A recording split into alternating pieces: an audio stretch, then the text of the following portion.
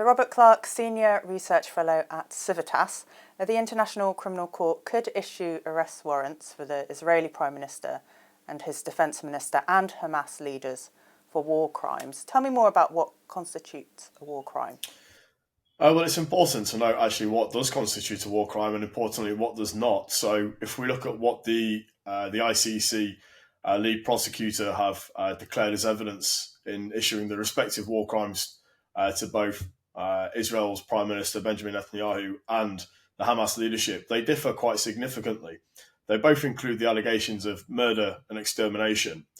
But where we can see, for example, the count of murder by the IDF against civilians in Gaza, it's important to note that the civilian casualties are obviously a part of modern warfare. The IDF maintain, as do many international commentators, that actually the civilian casualties in Gaza, are proportionally Hamas and Hamas fighters, which are legitimate military targets. So there's very little to zero evidence of actual targeted killings against civilians distinct from the Hamas legitimate military threat by the IDF. So that's an important clarification to note. A further example of the ICC's claims against Israel and the Israeli leadership is that Israel have used starvation as a method against Palestine. The very early instances of the war after the 7th of October atrocities by Hamas, Israel legitimately and justifiably cut off water, electricity, food and fuel to Gaza.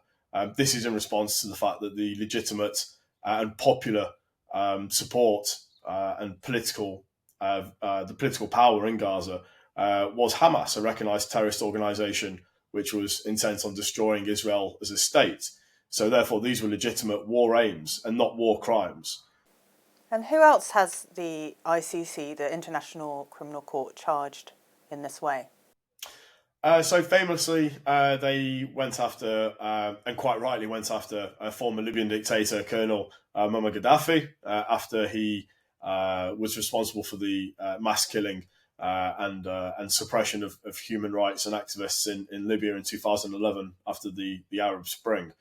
And again, quite often the ICC will try and persecute actors and regime leaders in Africa.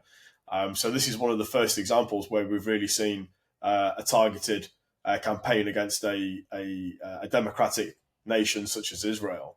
And what are the next steps for the ICC to take now?